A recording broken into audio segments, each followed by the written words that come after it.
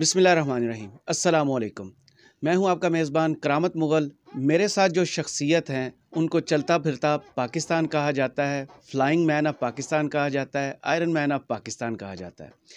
इन्होंने 16,000 किलोमीटर पैदल piece walk की है, जो कि एक वर्ल्ड रिकॉर्ड है। इसके अलावा इनके नाम के साथ बहुत से रिकॉर्ड जुड़े हैं, जो कि आप इस इंटरव्यू में जानेंगे। तो चलें सवालात का सिलसिला शुरू करते हैं। अस्सलाम वालेकुम। जी वालेकुम सलाम।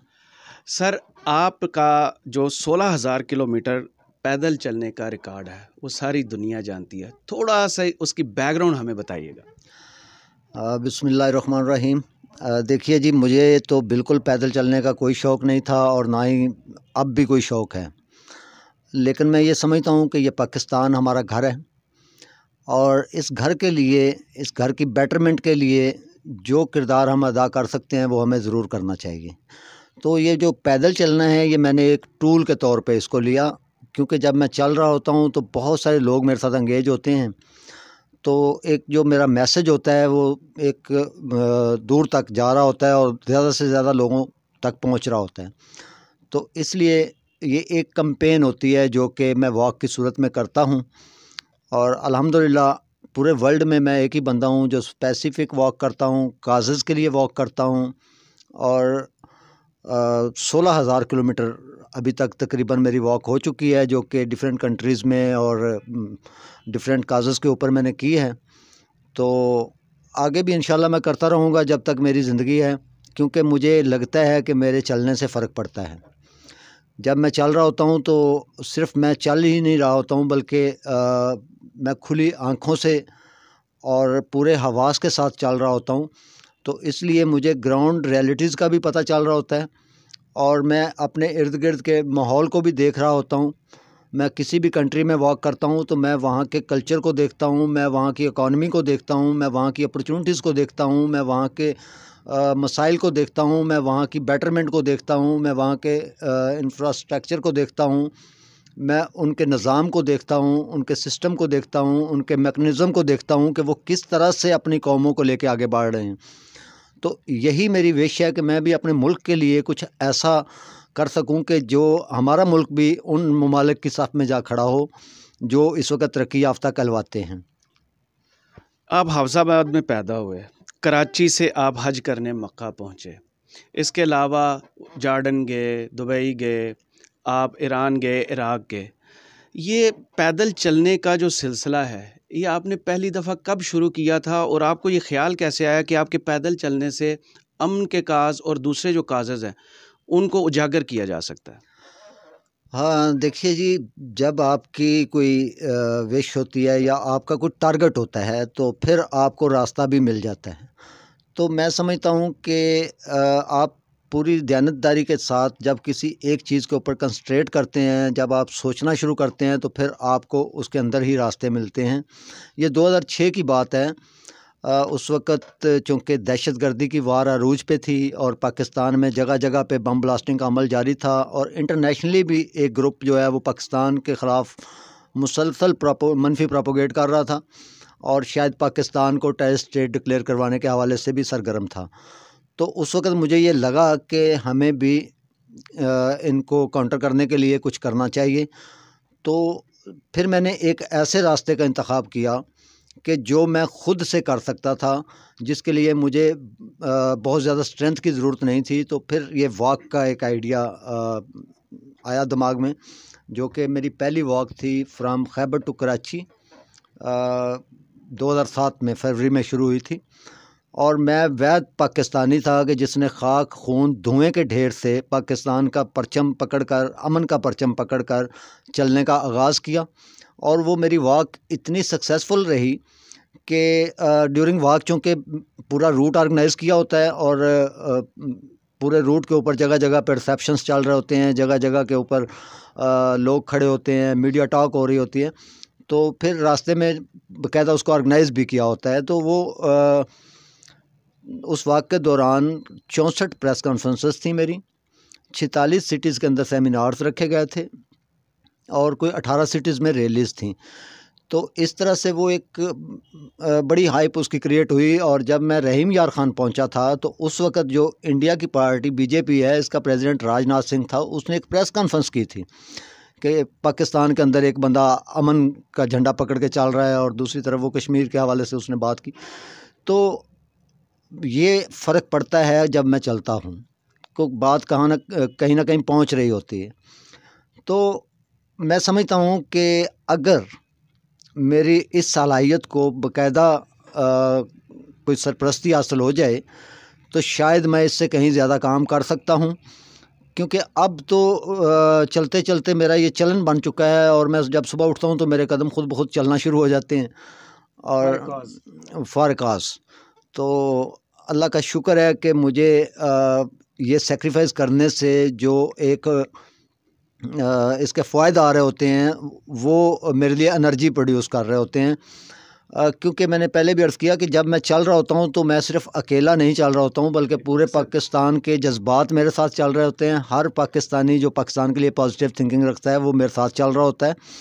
और मैं एक ही वक्त में बहुत सारी चीज़ों को साथ लेके चल रहा होता हूँ। जब मैं चल रहा होता हूँ तो ज़ाहिर है स्पोर्ट्स वो प्रमोट हो रही होती है, पाकिस्तान का कल्चर प्रमोट हो रहा होता है, हेल्थ प्रमोट हो रही होती है। फिर पाकिस्तान का चूँकि मैं परसेप्शन बन के चल रहा होता हूँ तो मेरे साथ टूरिज़म प्रमोट हो रहा होता है। मेरे साथ जो जिस कंट्री में मैं वॉक कर रहा होता हूँ तो उस कंट्री के ओवरसीज़ पाकिस्तानी जो हैं उनको एक वैल्यू मिल रही होती है। उनके मसाइल को भी हल करने के लिए जो आवाज़ बुलंद की जा रही होती है और उनको एक एनर्जी और एक हौसला भी मिल रहा होता है। तो इस तरह से एक ही बंदे के चलने से बहुत सारे शोबों को फ़र्क पड़ रहा होता है, बहुत सारी चीज़ें प्रमोट हो रही होती हैं। फिर मैं इंटरनेशनल इन्वेस्टर्स को भी अट्रैक्ट कर रहा होता हूँ। फिर दुनिया में एक पॉजिटिव मैसेज भी जा रहा होता है कि पाकिस्तानी अमन का प्रचार कर रहा है, पाकिस्तानी एक अमन का फ्लैग लेके चल रहा है। तो इससे पाकिस्तान का पुरअमन तस्वर भी उजागर हो रहा होता है। तो इस तरह एक ही बंदे के चलने से बहुत सारी चीज़ों को तक़वियत मिल रही होती है, फ़ायदा पहुंच रहा होता है। इस एक बंदे ने पाकिस्तान के लिए कितने अवार्ड्स विन किए हैं और किन किन ममालिक ने आपकी इस एफ़र्ट को रिकॉग्नाइज़ किया है? जहाँ तक अवार्ड्स की बात है तो मैं ये कहूँ अगर कि इतने अवार्ड हैं कि ये कमरा पूरा भर जाए, जो कि नेशनली और इंटरनेशनली मुझे मिल चुके हैं अल्हम्दुलिल्लाह। सऊदीया से बहुत सारे अवार्ड्स मिले, दुबई से अवार्ड मिले और कंट्री से मिले। अभी न्यूजीलैंड मेरी एक वॉक थी लास्ट ईयर 2020 में, तो वहाँ से मुझे अवार्ड मिले। लेकिन बदकिस्मती से पाकिस्तान से मुझे गवर्नमेंट पाकिस्तान से कोई अवार्ड नहीं मिला, जो कि कुछ अर्सा पहले मैं प्रेसिडेंट पाकिस्तान साहब से भी मिला और उनसे भी रिक्वेस्ट की कि कम से कम जब इंटरनेशनल मीडिया मुझसे पूछता है तो मेरे पास बताने को कुछ नहीं होता, तो ये एक नेगेटिव इम्पैक्ट जाता है। तो मैं चाहता हूँ कि गवर्नमेंट ऑफ पाकिस्तान भी मुझे इनकरेज करे और कम से कम मेरी इन सर्विसेज को कंसीडर करे और मुझे अवार्ड दे। जहाँ तक मेरा थोड़ा सा इल्म है कि आपने 11 साल इमरान खान साहब के साथ खुद गुजारे, एफिलिएशन उनके साथ, शौकत खानम के लिए आपने काम किया, सहारा ट्रस्ट के लिए काम किया। इन सारी खिदमात के एवज़ अभी तक आपको गवर्नमेंट ऑफ पाकिस्तान की तरफ से रिकॉग्नाइज़ नहीं किया गया। मैं बचपन से ही सोशल एक्टिविस्ट था और बहुत छोटी उम्र में ही मैं लाहौर चला गया और तकरीबन 11 साल ज़िंदगी के जो हैं वो खान साहब की सरपरस्ती में गुज़रे मेरे। और ख़ान साहब चूँकि मेरी सलाहियतों से वाकिफ़ हैं और मैं एक्सपेक्ट करता हूँ कि शायद कभी ना कभी उनकी कॉल आ जाए, क्योंकि वो मेरी सलाहियतों से वाकिफ़ हैं और शायद वो जानते हैं कि मैं इस मुल्क के लिए कुछ बड़ा कर सकता हूँ। टेंशन भी ख़त्म हो जाएगी जब मैं किसी काम के लिए आपके पास आऊँगा तो आपके साथ मेरी कोई डील बनेगी। जब मेरा आपके साथ कनेक्शन ख़त्म हो जाएगा तो फिर हमारी डील कैसे बनेगी। तो वो कुछ छोटे छोटे फार्मूले हैं जिनके ऊपर मैं चाहता हूँ कि कभी खान साहब तक पहुँचूँ और उनको मैं बताऊँ कि हम महंगाई को कैसे कंट्रोल कर सकते हैं, हम गवर्नेंस को कैसे बेहतर कर सकते हैं, हम क्रेडिबिलिटी को कैसे मेंटेन कर सकते हैं। इसके अलावा जो पाकिस्तान के दीगर बहुत सारे मसाइल हैं उनको हम लेकर किस तरह से बेहतर कर सकते हैं। और मैं तो बल्कि अपनी पूरी ज़िंदगी की अगर रिसर्च बताऊं तो मैंने 5 पॉइंट बाकायदा पॉइंट आउट किए हैं कि उन 5 पॉइंट के ऊपर सिर्फ काम कर लिया जाए तो पाकिस्तान के तमाम तर मसाइल ख़त्म हो जाएंगे और पाकिस्तान एक आइडियल स्टेट के तौर पर दुनिया के सामने आ सकता है। तो आपकी बातों से लग रहा है नेक्स्ट आपका टारगेट पीस वॉक्स के साथ साथ बाकायदा पॉलिटिक्स में आना है। नहीं, मैं कभी पॉलिटिक्स में नहीं आऊँगा, बल्कि मैं अगर ये कहूँ कि पॉलिटिक्स में तो पाकिस्तान का हर वो शख्स ऑलरेडी है जो वोट देता है किसी को, तो इस सेंस में मैं ऑलरेडी पॉलिटिशियन हूँ। तो चूँकि मैं भी किसी को वोट देता हूँ, और पाकिस्तान के हर ज़ी शऊर को पॉलिटिक्स में एक्टिव होना चाहिए। एक्टिव मीन के ज़रूरी नहीं कि इलेक्शन लड़ा जाए, एक्टिव मीन के वो पाकिस्तान के हवाले से जो इसके मसाइल को ऑब्ज़र्व करता है, उनके हल के लिए कुछ सोचे और उनके हल बताए कि ये हल है। जैसा कि मैंने सोचा, क्योंकि मेरा पूरी ज़िंदगी सब्जेक्ट ही एक रहा है पाकिस्तान।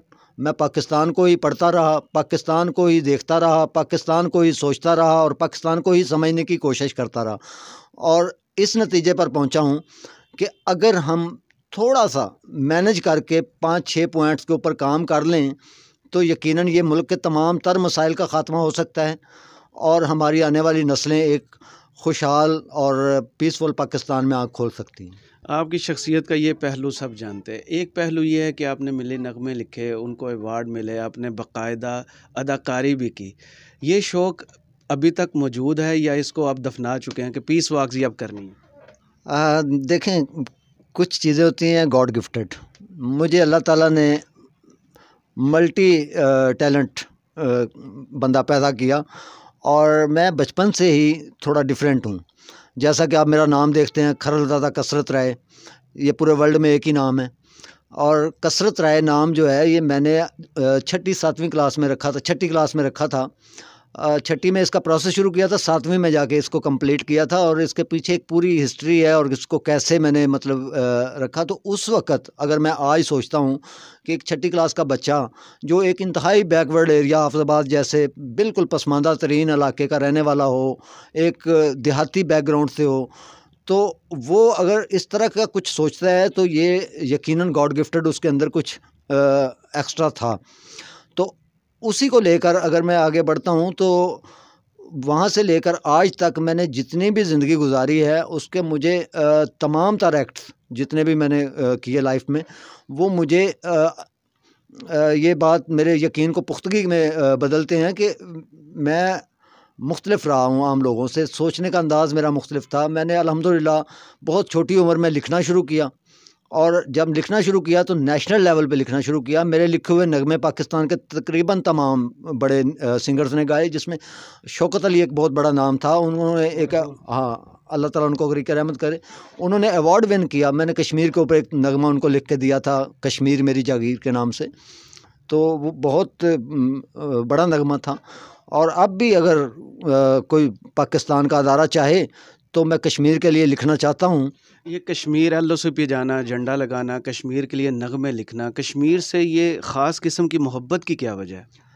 हाँ, कश्मीर हमारा दिल है, कश्मीर हमारे हार्ट बीट है, और कश्मीर के बगैर हम अधूरे हैं, और मैं चाहता हूँ कि हम पूरे हो जाएं। इसलिए कश्मीर से तो एक मोहब्बत हमारे फितरती है। लेकिन मैंने ओवरऑल काफ़ी लिखा। मैं फ़ोक लिखता रहा, मैं गज़ल लिखता रहा, मैं काफ़ी सारे सिंगर्स के लिए लिखा, कव्वाली लिखता रहा। बड़े बड़े पाकिस्तान के नाम हैं जिन्होंने गाया भी। और उसके बाद फिर ये शोबिज़ की दुनिया में, चूँकि मैं कल्चरल विंग का प्रेसिडेंट था खान साहब के प्लेटफार्म से, तो शोबिज़ की दुनिया में फिर सारे ही लोगों से मेरा राब्ता रहा और एक अच्छे लेवल पे रहा।